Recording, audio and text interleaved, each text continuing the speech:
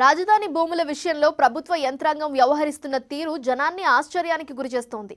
చట్టాలను ధిక్కరించడమే కాదు, హైకోర్టు ఆదేశాలను కూడా తుంగలో తొక్కి భూములు లాక్కునేందుకు ఏపీ ప్రభుత్వం నోటిఫికేషన్ జారీ చేసింది. తూతూ మంత్రంగా అభిప్రాయ సేకరణ జరుపుతున్న అధికారులు రైతుల అభ్యంతరాలను బేఖాతరు చేస్తున్నారు. రాజధాని అమరావతి భూముల కథపై కేఎస్ఆర్ పొలిటికల్ కామెంట్.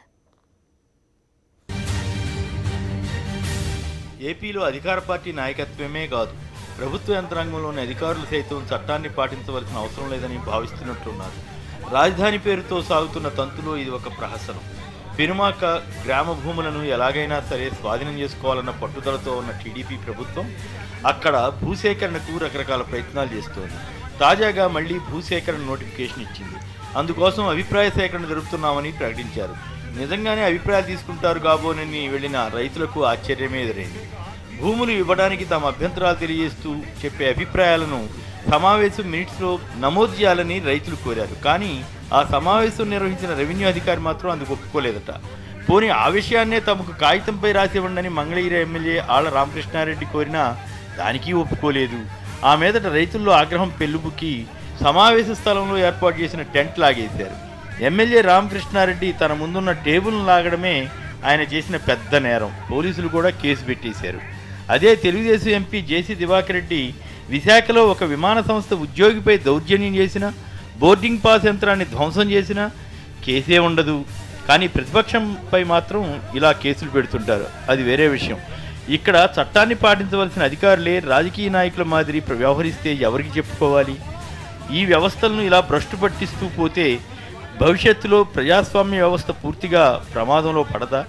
భూసేకరణ చట్టంలో ఉన్న నిబంధనలు అమలు చేయాలని అడగడం నేరమవుతుందా?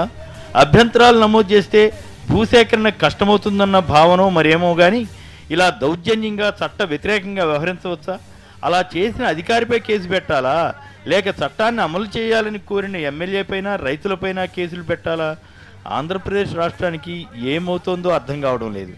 తాము ఏమి చేసినా తమ ఇష్టారాజ్యమని, ఇది తమ సామ్రాజ్యమని ఏలికలు భావిస్తుంటే, వారికి తగ్గట్లుగా అధికారులు చట్టాన్ని చట్టుబండలు చేస్తుంటే ప్రజలకు దిక్కు లేకుండా పోతోందన్న భావన కలుగుతుంది. మరో విషయం, తెలుగుదేశంకు మద్దతు ఇచ్చే ఒక పత్రిక ఒక సంచలన విషయం బయటపెట్టింది. రాజధానికి చెందిన కొందరు రైతుల పేరుతో ఎవరో ప్రపంచ బ్యాంకు లేఖ రాశారట. దాంతో ప్రపంచ బ్యాంకు రుణం ఆగిపోతోందట. అంటే దాని అర్థం ప్రపంచ బ్యాంకు ఎవరో సామాన్యులు చేసే ఫిర్యాదుల ప్రకారమే రుణాలు ఇవ్వకపోవడం లేదా ఇవ్వడం చేస్తుందా? ప్రభుత్వ పనితీరు, ప్రభుత్వ పరిస్థితులు, అక్కడ ఉన్న స్థితిగతులను బట్టి రుణం ఇస్తుందా? నిజంగా ఎవరైనా ఫిర్యాదు చేశారని అనుకుందాం, అది ఎలా నేరమవుతుందో అర్థం కాదు. ప్రభుత్వం ఏమైనా తప్పులు చేస్తేనే కదా భయపడవలసింది.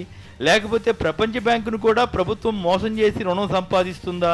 ప్రస్తుతం పాలకులు చేస్తున్న పనులు, అనుసరిస్తున్న విధానాలు గమనిస్తుంటే ఏమైనా జరగవచ్చనే అభిప్రాయం కలుగుతుంది. ఇప్పటికే 33,000 ఎకరాల భూమిని తీసుకున్నామని చెబుతున్న ప్రభుత్వం ఆ ప్రాంతంలో ఏమైనా అభివృద్ధి చేసి చూపితే రైతులు కూడా ఎవరికి వారు పోటీ పడి మిగిలిన భూములు ఇస్తారు. వారికి కూడా ఎంతో కొంత లాభం జరుగుతుందని. కానీ ఉన్నదానికే దిక్కు లేదు. కానీ మళ్ళీ వందల వేల ఎకరాల భూములు ఎందుకు తీసుకుంటున్నారో చెప్పలేని దైన్యస్థితిలో ప్రభుత్వం ఉండడం మంచిది కాదు. ప్రతిపక్షం వీటిని ప్రశ్నిస్తే వారిపై బురద జల్లడానికి ప్రాధాన్యం ఇస్తున్నారు తప్ప ఆ ప్రశ్నలకు సమాధానం ఇవ్వడం లేదు. ఇక ప్రశ్నిస్తామంటూ వచ్చిన పవన్ కళ్యాణ్ ఇక్కడ భూములు తీసుకుంటే కబడ్దారని గతంలో హెచ్చరించినా ప్రస్తుతం ఆయన జాడే కనిపించడం లేదు.